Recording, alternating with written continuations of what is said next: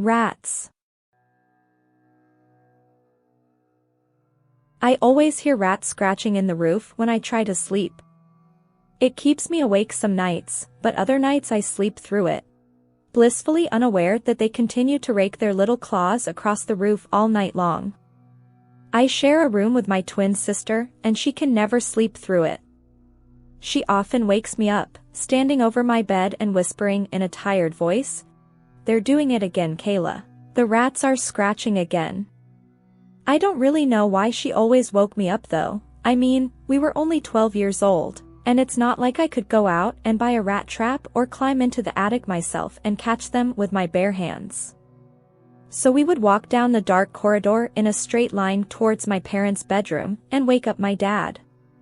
He always knew what to do. He would put us back to sleep and tell us that the next day he would buy some new kind of trap to kill the furry bastards with. Don't get me wrong, I hate cruelty to animals.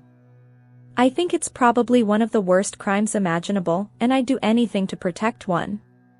But when you've been kept up night after night after night with those diseased vermin scurrying their way through your roof, looking for God knows what up there, you would do anything to get rid of them. And when I say being kept up for night after night, I mean months. The rats in the roof had been there ever since my sister and I had turned 12.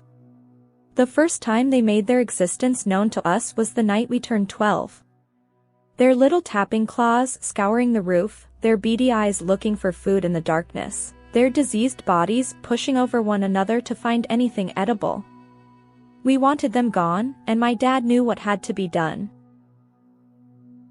This one time he bought these extra-strength rat baits, guaranteed to kill a rat with just one nibble of the navy blue rectangle of poison. He climbed through to the attic and into the roof where he lay the little death squares all around the place. Climbing back down through the manhole, he turned to us and rubbed his hands together. "Now we just have to wait, they'll be gone soon," he said and walked past us and out of the laundry. That night, we didn't hear a thing for quite some time. "Dad did it," I whispered to my sister. "He got them." Though I still wasn't entirely sure. Looking back on that now, I think that I said that more to reassure myself than to comfort her. Although as the night progressed, we began to hear the noises again, and I knew the rats hadn't fallen for the bait. We would have to consult our dad again in the morning. I always thought it was strange how we never heard them during the day. Maybe that was due to the fact that it was quieter at night, and easier to hear them, or they never came out during the day. Whichever it was, I didn't care at the time, I just wanted them dead, and nothing was working. God knows how many different traps and different kinds of bait we stuck up in the roof. I bet anyone else who poked their heads into the attic would think it was a secret stash of poisons belonging to a serial killer. But we were just desperate to get rid of them, and they seemed desperate not to leave. Dad eventually had enough, as understandably anyone would. My mom had begun to grow tired of his money wasting on all of the different products he had bought trying to get rid of them. She suggested that he climb into the roof and find out where they were coming from, and if any at all had died.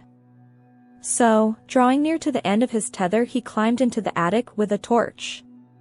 "You're going to have to go all the way down to our bedroom, because that's the only place they ever scratch," my sister said as his legs disappeared into the thick blackness up above.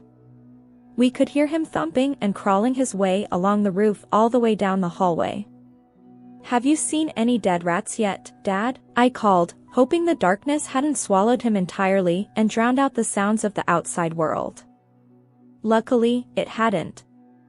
"Not yet, it's weird, there isn't even any evidence proving that there were ever rats up here, it's really strange." He trailed off mid-sentence, and I thought it would be best to let him concentrate. After a few minutes of thumping around in the roof, he crawled back out through the attic, no dead rats or traps or anything, except for an old torn and bloodied t-shirt. "What's that?" I asked. "I just found it, I've got no idea who it belongs to. Probably been accidentally thrown up there during a party or something," he said as he threw it into a nearby bin. "That's not the only weird thing either. All of the traps are gone, he said, a serious look overcoming his face. What's that supposed to mean? I asked him. I don't really know, they've just vanished, my dad replied, a dumbfounded look upon his face. I have to talk with your mother now, girls, leave us alone for a bit, and he pushed past us and walked towards his bedroom. That night at the dinner table, Mom and Dad talked to us about a proposal they had in order to catch whatever animal was in the roof. It had to be intelligent, to have gotten rid of the traps and bait. Dad thought it may have been a possum, but the only way to get rid of it was to make sure of what it was. We're going to place a camera in the attic and see what starts making those scratching noises. If we know what it is, we have a better chance of capturing it, okay? Mom said to us, and I couldn't fault their logic. It seemed like a good plan. Up the camera went, into the swirling darkness. Dad placed it in the stretch above where our bedroom was located, seeing as that's where most of the activity happened. He had put a SIM card in the camera with 12 hours of recording time on it. Dad put the camera up there at 8 p.m. and would retrieve it at 8 a.m. Then it was just a waiting game. I heard the scratching noises all the way through the night, as usual. They started at exactly 9:24 p.m. I know because I checked the time so I would know when to fast forward the camera to in the morning. A pungent odor had also made itself known ever since Dad had found that t-shirt. It smelled like raw sewage, and my nostrils were always burning when I woke up. But considering we had no idea what we were up against, Dad couldn't do much about it. I couldn't really get a wink of sleep, because I knew that the next day we were going to discover what the animal was and get rid of it. So I just lay awake all night long, thinking of the blissful full nights of sleep that lay ahead of me. At a little past 8 in the morning, my dad woke me up and handed me the camera. Watch this and tell me what animal it is, he said, turning to walk back out of my bedroom. Where are you going then? I asked him, stopping him in his tracks. The baits and traps mysteriously reappeared. I'm going to get a box to collect them and then head up there. Funny thing is, they're right over your bedroom, he said, giving me spirit fingers and exclaiming, "Woo, spooky," before he laughed and exited my room. I shook my head and fast-forwarded the footage on the camera to the exact time I'd heard the scratching.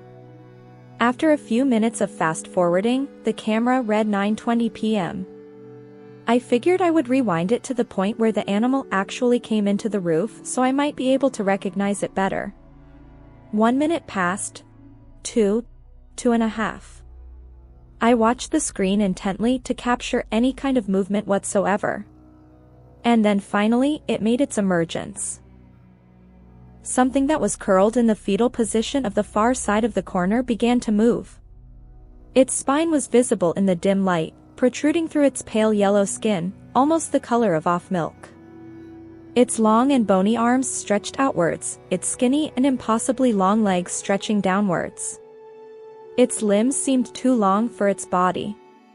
Cramped muscles from lying in the same position for hours and hours finally got relief. Its body was spotted with blood, and it had a bloody rag wrapped around its legs. Whatever it was disgusting. But the scariest part was when it turned towards the camera. Pure black eyes, the color of coal, stared straight into the camera. It opened its mouth in some kind of putrid grin, with yellowing, diseased teeth peeking out from its mouth, desperate to escape. It was at that point that I knew it wasn't human. It crawled up to the camera, its bones visible through the thin yellow membrane acting as its skin.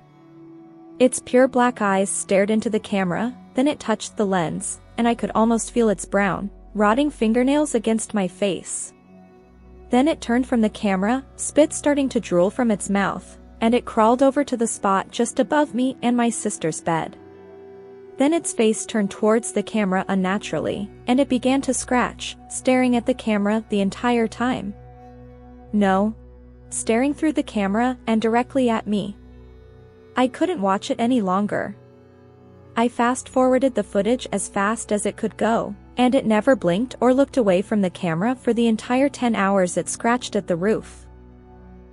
Then it stopped, placed the rat traps that had disappeared the day before in front of the camera, then turned away and returned to the position it had come from. It tucked its impossibly long and skinny limbs into its body and curled into the fetal position. It hadn't left, and now Dad was up there. My heart jolted in my chest and fear overwhelmed every inch of my body just as I heard it. A single, blood-curdling scream from above.